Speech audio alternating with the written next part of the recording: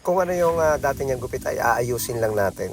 Gagawa natin ng tigkabilang side part. Lalagyan natin ng hair clip para ma-separate muna natin yung ibabaw at hindi mapasama sa pagbabawas natin dito sa gilid. Ayun. Suklayin muna natin, ayusin, at siyempre kailangan natin basain yung buhok para maputol natin ng ayos. Ito yung pinakang guideline lang or pagbabawas para kung saan papunta yung flow ng kanyang buhok dito sa may parting likod. Magiging connected yan papunta rito sa likod kapag nag-brush up siya ng buhok or nag-push down or itinulak niya yung buhok papunta sa may likod. Patuloy pa rin natin pinapag-aralan yung mga iba't ibang pamamaraan ng pagbabawas. Yun yung napaka-importante. Kailangan is ikaw ay open-minded para matutunan yung mga iba't ibang pamamaraan ng paggugupit. Ang next natin dyan, nag-overcomb, and then ginamitan natin ng number 1 na clipper guard sa may gilid. Tinanggal natin yung mga sumobra dito sa may bumagsak na buhok papunta sa may patilya.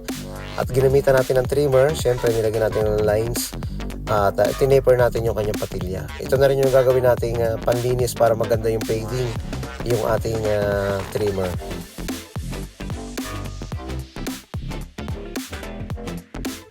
Ahitan natin, ayusin natin yung patilya niya, linisin natin paikot sa may kanyang tenga.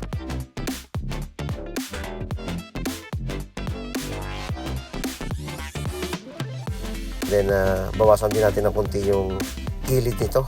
Sa pamamaraan na ginagawa natin is kahit ano namang proseso, basta ang importante yung outcome, maayos, maganda, at magugustuhan ng ating client. Kung ano yung mabuti na proseso para sa inyo, yung step by step, precision cut man yan, scissor overcomb, clipper overcomb, walang problema basta yung outcome ay maganda para sa ating client at magugustuhan ito.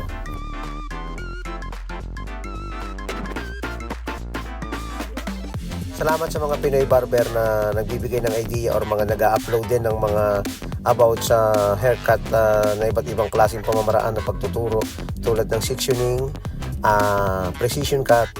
Okay yan para makakuha naman ng idea yung mga hindi pa marunong or tulad ko na patuloy pa rin nag-aaral sa ganitong klase ng pamamaraan. Ginawa natin dyan, binawasan natin yung ibabaw, horizontal papunta sa unahan. Yung buhok kasi niya is naka-brush up lang kaya hindi masyadong pantay na putol. Tinitextured na natin, diretso texturizing na.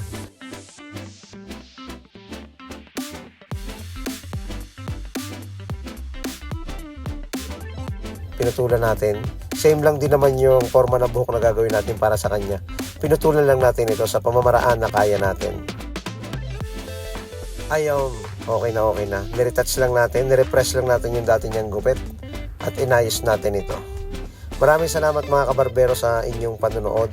Sana ay nakakuha kayo ng mga konting idea sa mga baguhan at sa mga nag-aaral. Tiyaga lang. Sabi nga, never stop learning tulad ko na patuloy pa rin nag-aaral ng iba't ibang klase ng proseso ng paggugupit.